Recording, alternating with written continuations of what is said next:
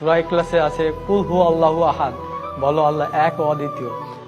আর ঋগ্বেদে আছে একং ব্রহ্ম দ্বিতীয়ং নাস্তি নেহেনা নাস্তি কিংচং, সৃষ্টিকর্তা মাত্র একজন, ওই দ্বিতীয় কেউ নেই, কিঞ্চিত পরিমাণেও নেই।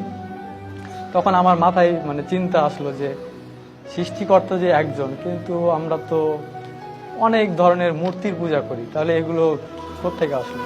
অথচ বেদে আছে নাচ্চি কাচ্চি জাদিতা না জাদিপা নাস্তি প্রতিমা আস্তি, সৃষ্টিকর্তার কোনো প্রতিকৃতি নেই, কোনো ছবি নেই, কোনো মূর্তি নেই, কোনো ফটোগ্রাফি নেই, কোনো আইডলস নেই। তাহলে আমরা কেন এই ভ্রান্তিক বিষয়গুলো নিয়ে পড়ে থাকবো? আমার চিন্তা ভাবনা শুরু হলো, আরো জানলাম। হিন্দু ধর্মের কল্কি অবতার নামে একটা বই আছে, ওই কল্কি অবতারে একটা শেষ অবতার যার নাম হবে নরসংসা। নরসংসা অর্থাৎ প্রশংসিত ব্যক্তি। প্রশংসিত ব্যক্তিকে আপনি যদি আরবিতে নিয়ে যান তাহলে হবে মোহাম্মদ। মোহাম্মদ অর্থ হচ্ছে প্রশংসিত ব্যক্তি। ওই থেকে আর কি মনের মধ্যে একটা খটকা, যে আরেকটা মন্ত্র আমি পেলাম কল্কি অবতারে, লা ইলাহা হরিতি পাপং ইল্লো ইলাহা পরম পাদম জন্ম বৈকুণ্ঠ অপরিণীতি জপি নাম মোহাম্মদম। এখানে আল্লাহর কথা আছে, রাসূল সাল্লাল্লাহু আলাইহি সাল্লামের কথা আছে।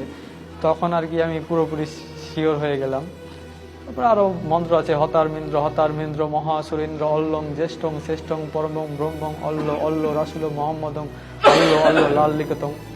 এই ধরনের এই মন্ত্রগুলোতে আর কি কল্কি অবতারে মোহাম্মদের, আমাদের যে নবী, শেষ নবী মোহাম্মদ সাল্লাল্লাহু আলাইহি সাল্লামের কথা আছে।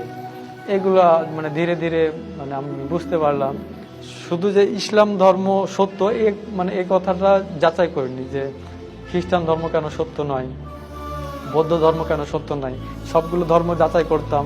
বিভিন্ন পাদ্রীরা প্রশ্ন করতো ডক্টর জাকির নায়েককে, বিভিন্ন ধর্মের যাজকরা আসে প্রশ্ন করতো যে ডক্টর জাকির নায়েক যেসব উত্তর দিতেন কোরআন হাদিস থেকে, আশ্চর্যজনক। ইসলাম ধর্ম যে সত্য এটা যে তিনি বুঝিয়েছেন, এই কথাটা এটা আমার মাথায় গেঁথে গিয়েছিল। এরপরে আমি ইউটিউবে একটা চ্যানেল পেলাম হেদায়েতের পথে।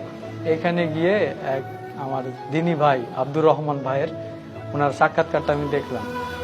আল্লাহর কসম, আল্লাহর কসম, এই ভিডিওটা দেখার পরে আমার এই মুহূর্তে ইসলাম ধর্ম গ্রহণ করতে হবে এরকম একটা চিন্তা ভাবনা আর কি। ওনার নাম্বারটা নিলাম, নাম্বারটা নিয়ে ফোনে সেভ করে রাখলাম।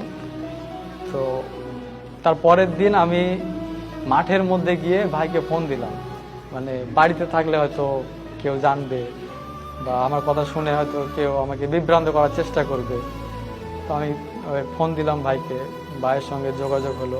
তো ভাই আমাকে একটা প্রশ্ন করেছিল যে তুমি যে ইসলামে আসবা, তুমি কি ইসলামের প্রতি ঠিক থাকতে পারবা? তো আমি আপনাকে ওনাকে বলেছিলাম যে আপনার এই ঈমানদীপ্ত সাক্ষাৎকার দেখলাম, এরপর আপনি যদি এত দূর পর্যন্ত আসতে পারেন তো আমি কেন পারবো না, আমিও তো একজন মানুষ।